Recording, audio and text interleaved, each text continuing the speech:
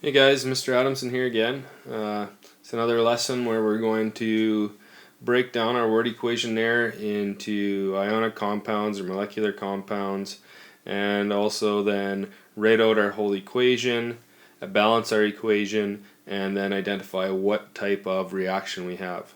So the first thing we're going to do is we have to identify our components here, and we have calcium carbonate, we have calcium oxide, and we have carbon dioxide. So the first thing we have to do if we look at calcium carbonate are what are our elemental symbols of each component in there. And we know that calcium is Ca, and if we look at our polyatomic sheet of our polyatomic compounds, we can see that carbonate is CO, oops, sorry, not a little o. It is CO3, and then we also have to look at the charges on these because we're dealing with ions when we're forming these compounds, and we know that calcium is a 2 plus, and we know that carbonate is a 2 minus. So we can see that we have a metal here with a polyatomic ion. Therefore, knowing about ionic compounds and molecular compounds, we know that we're dealing with an ionic compound because we have a metal with a polyatomic ion which is made up of nonmetals. So to put this compound together, we go back and we write them beside one another. Calcium is Ca2 plus, carbonate is CO3 2 minus, and we have to cross drop these charges. Now the thing is, we don't just simply write Ca2 CO3 2, because first off, we don't want to have 32 oxygens. We want to have 2 CO3s. So what we're going to do here is put brackets around our CO3. So now we have 2 calciums and 2 carbonates. But again, we can take these down to lowest common denominator, and we know that calcium goes into, or 2 goes into 2 once here on the calcium, and we know that the 2 on carbonate here goes into 2 again once. So to take this another step further, we have calcium and carbonate together, and it's both understood that we have 1 calcium and 1 carbonate. So that is our first ionic compound within our reaction here. The next one, we have calcium oxide. So we know calcium, again, is Ca, and it is 2 plus, and we know that oxygen, which is oxide, is O, and it has a 2 minus charge also. So to put that together, going through the cross drop method, we would have Ca2O2. Again, taking the 2's down to their lowest common denominators of 1 and 1, we get CaO. And then our last compound here, this is a little different. So this one here, because we have a metal right here and a non-metal, both of this, metal, polyatomic, which is non-metals, they both are ionic compounds. But if we look here, we have carbon, which is C, and we have dioxide, so which we know oxygen is O. And here's the thing, we have a non-metal in carbon and a non-metal in oxide. So we know that we have 2 non-metals together, therefore we know we are dealing with a molecular compound because 2 non-metals together gives us a molecular compound.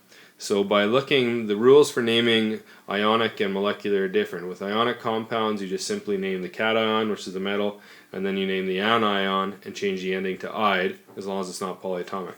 However, with molecular compounds, you have to use Greek prefixes, and these are given within your data booklet. But we know that also one rule, when you only have one of the first element, you don't use the prefix mono, you just keep it similar as carbon. Everything after that, you use the Greek prefixes, and di means 2. So that means we have 2 oxygen, so therefore that would be 1 carbon, 2 oxygen, therefore carbon dioxide, because it is molecular compound.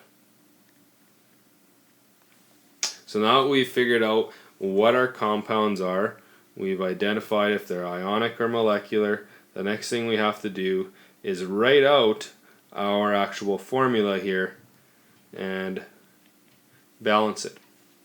So if we look, again, we figured out that calcium carbonate is CaCO3, and we know that with most ionic compounds are solid, so unless otherwise told, we're going to presume that it's a solid. Produces means an arrow, so we're going from reactants to products. So arrow, calcium oxide. We again know that we are dealing with CaO from previously writing it out, plus, pretty simple, gives us carbon dioxide. And now again, sorry, this is an ionic compound, so it would be solid. Carbon dioxide is a molecular compound. Molecular compounds can exist in different states, such as liquid, gas, or solid. And we know that carbon dioxide, unless otherwise told, pretty much most of the time is a gas. So we've written out our states now. Now we have to go ahead and balance. And so it's pretty much easy. What we're going to do is start in the reactant side and work our way on the product side. So we look here with the calciums, we have 1 calcium on this side. We look over on the reactant side and we have 1 calcium on the reactant side.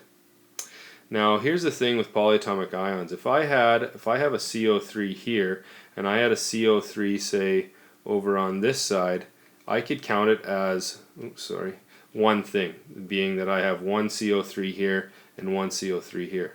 However, I don't actually have a CO3 in my product, so I have to split up the carbon and the oxygen. So I look and I have 1 carbon on this side, and I look right here, I have 1 carbon on that side. So the carbons are balanced. Now the next thing I have to do is count my oxygens, and I have 3 oxygens I can see right here. And if I look, I have 1 plus 2 more gives me 3 oxygens right here. And sorry, I don't know why I wrote a 0 there. That's supposed to be a 1. So therefore, we are dealing with a nice balanced equation. 1 calcium, 1 calcium, 1 carbon, 1 carbon, 3 oxygen, 1, 2, 3 oxygen. Therefore, we have a nice balanced equation. We don't have to put any big numbers in front here, as we've done with previous examples. It's just straight away what we need. Now the next thing we need to do is decide what type of actual reaction do we have here. Do we have a formation, decomposition, hydrocarbon combustion, single replacement, double replacement? And so knowing what we know about the definitions, where a formation you have 2 things becoming 1, or a few things becoming less, so 3 things becoming 2. Decomp, where you have 1 thing becoming 2 or 2 things becoming 3. Hydrocarbon combustion is always with a hydrocarbon plus oxygen gas, gives you carbon dioxide plus water. Single replacement, you have an element plus a compound, and the metals or non-metals switch places in the product side. And double replacement, you have compound, ionic compound plus ionic compound, gives you 2 more ionic compounds where the metals switch places. And we can see here we have 1 thing become 2. Therefore, we know we are dealing with a decomposition reaction. So that's another example of a decomposition reaction. I've already done the formation reactions.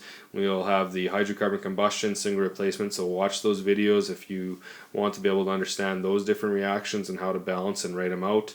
And if you have any further questions, please come and ask in class. Thanks a lot. Made with Doodlecast Pro.